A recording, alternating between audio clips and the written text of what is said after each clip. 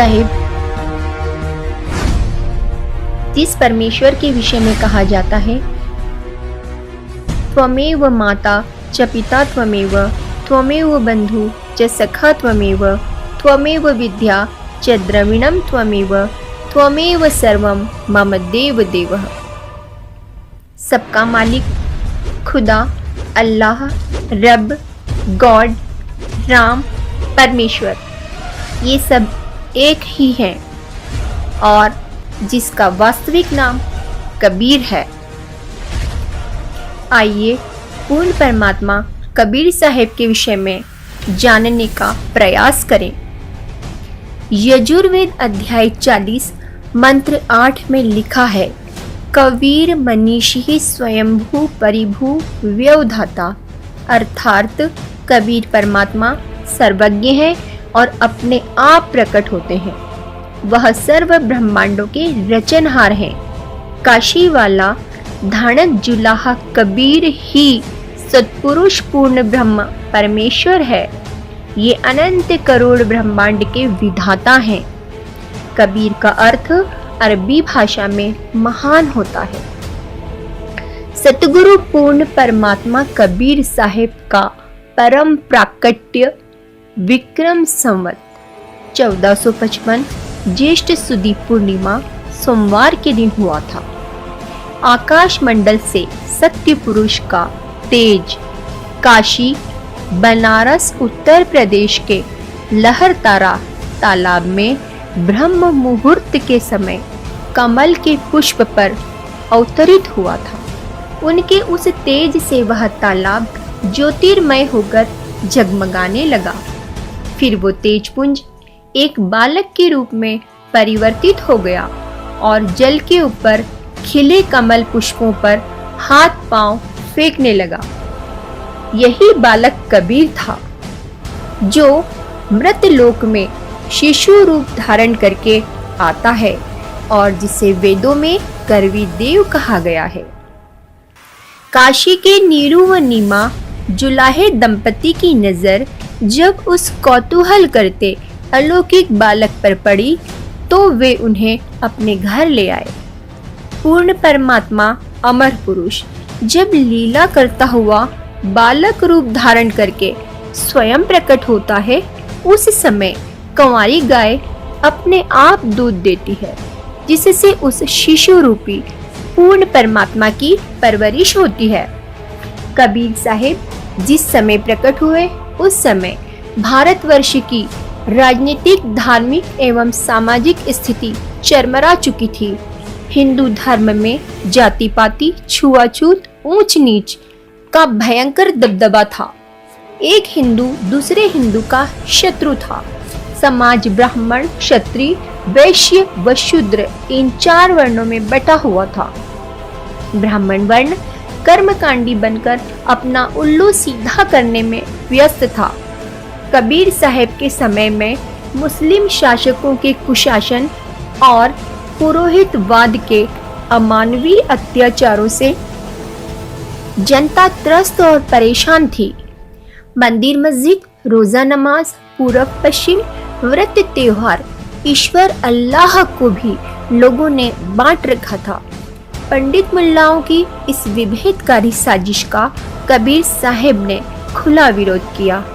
कबीर साहिब ने सांप्रदायिकता, रूढ़िवादी धार्मिक आस्थाओं, जाति व्यवस्था पर हमला कर सबको एक ही परमात्मा की संतान के तौर पर समझे जाने के लिए उस युग के आकाओं को विवश कर दिया था।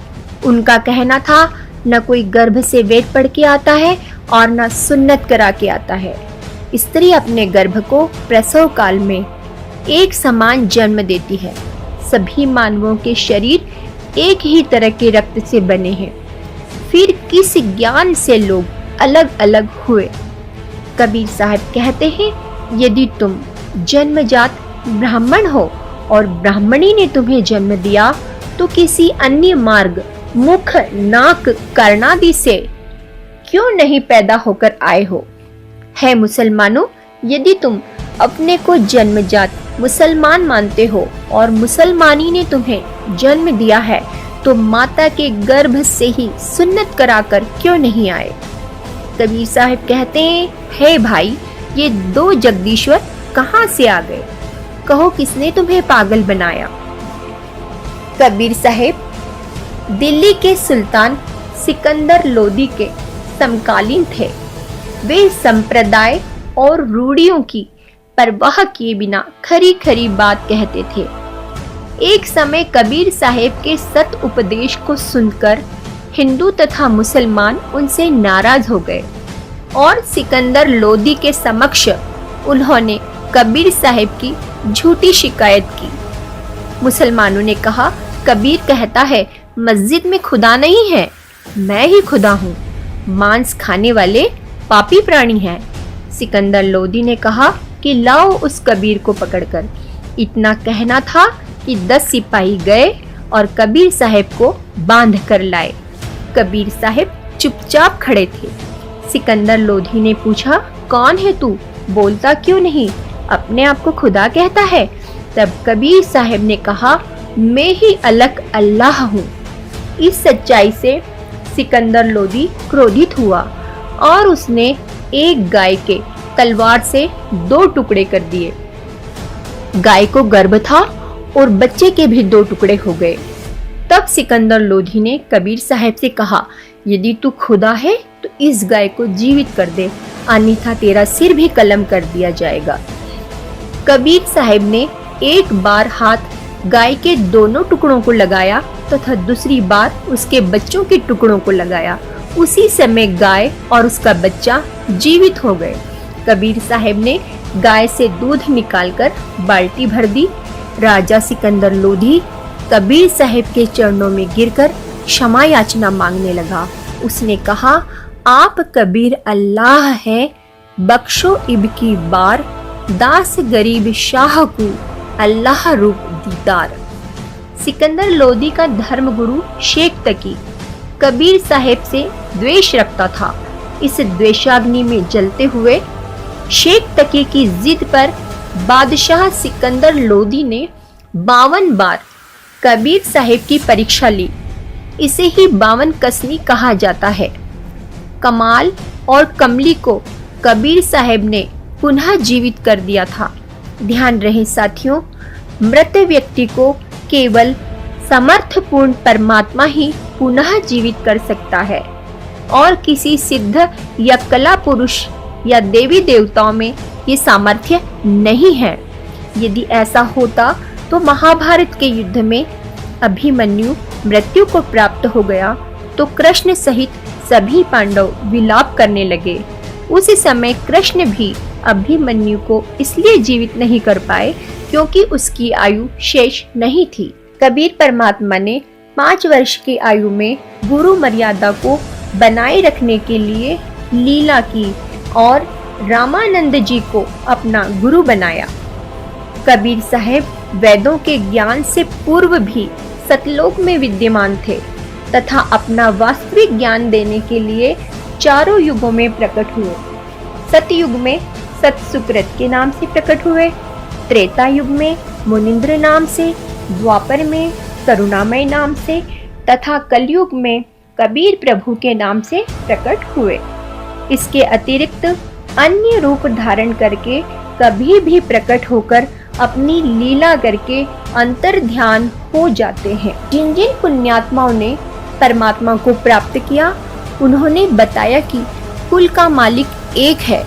वह मानव सदृश तेजोमय शरीर युक्त है, जिसके एक रोमकूप का प्रकाश करोड़ों सूर्य तथा करोड़ चंद्रमाओं की रोशनी से भी अधिक है।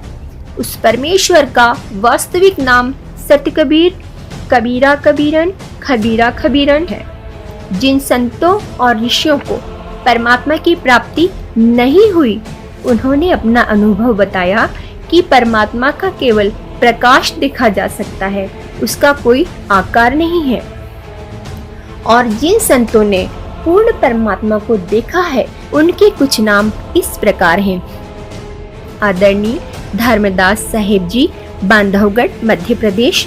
आदरणीय दादू साहेब जी, आदरणीय मल्लुकदास साहेब जी, आदरणीय गरीबदास साहेब जी, गांव छुड़ानी, जिला झज्जर हरियाणा वाले आदरणीय नानक साहेब जी, आदरणीय घीसा दास साहेब जी, गरीब दास साहेब जी पूर्ण परमात्मा के विषय में कहते हैं, अजब नगर में ले गया हमको सतगुरु आन, झलके बिंब अगाध गति सूते चादर तान। अनंत कोटि ब्रह्मांड का एक रति नहीं भार, सतगुरु पुरुष कबीर हैं कुल के सृजनहार। गुरु ग्रंथ साहिब पृष्ठ 721 की अमृतवाणी महिला 1 में नानक जी ने कहा है कि हक्का कबीर करीम तू बेएब परवरदिगार। इसी का प्रमाण गुरु ग्रंथ साहिब के राग सिरी महिला 1 पृष्ठ नंबर 24 पर शब्द नंबर 29 में एक सुवान दुई सुवानी नाल, भलके बहु कही सदा बियाल, कुड़ छुरा मूठा मुर्दार, धानक रूप रहा करतार। इसी प्रकार पवित्र कुरान शरीफ के अध्याय सूरत फुरकानी 25 आयत 52 से 59 में कहा है कि वास्तव में इबादई कबीरा अर्थात पूजा के योग्य कबीर अल्लाह है। यह कबीर ही पूर्ण परमात्मा है जिसने 6 दिन में सृष्टि रची तथा 7वें दिन तखत पर जा विराजा। उसकी खबर किसी बाखबर से पूछ कर तो देखो। सर्व ग्रंथों में भी प्रमाण है कि कबीर साहिब ही भगवान है। ऋग्वेद मंडल 10 सूक्त 90 मंत्र 3 से 16, यजुर्वेद अध्याय 19 मंत्र 26 से 30, यजुर्वेद अध्याय 29 मंत्र 25, श्रीमद् भगवद गीता अध्याय 8 श्लोक 9, अध्याय 15 श्लोक 17, अध्याय 18 श्लोक 62-66 में संतों की वाणी में हम है सतलोक के वासी, दास कहाए प्रगट भय काशी, नहीं बाप न माता जाए, अब गति ही से हम चल आए। कबीर के राम तो अगम है और संसार के कण कण में विराजमान थे।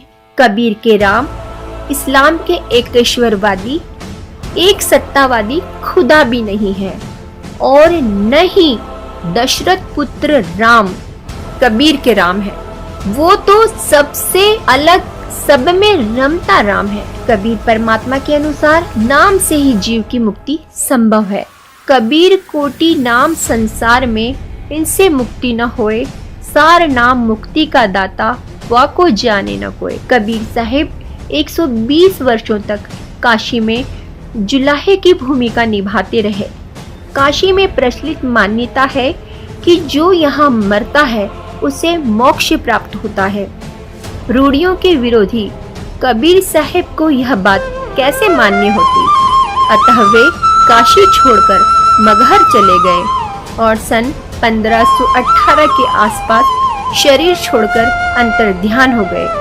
उनके शरीर के स्थान पर पुष्प व चादर मिले, जिसे हिंदू व मुस्लिम अनुयायियों ने बांटकर समाधि और मजार बनाई है, जो आज भी विद्यमान है। सत साहिब जी।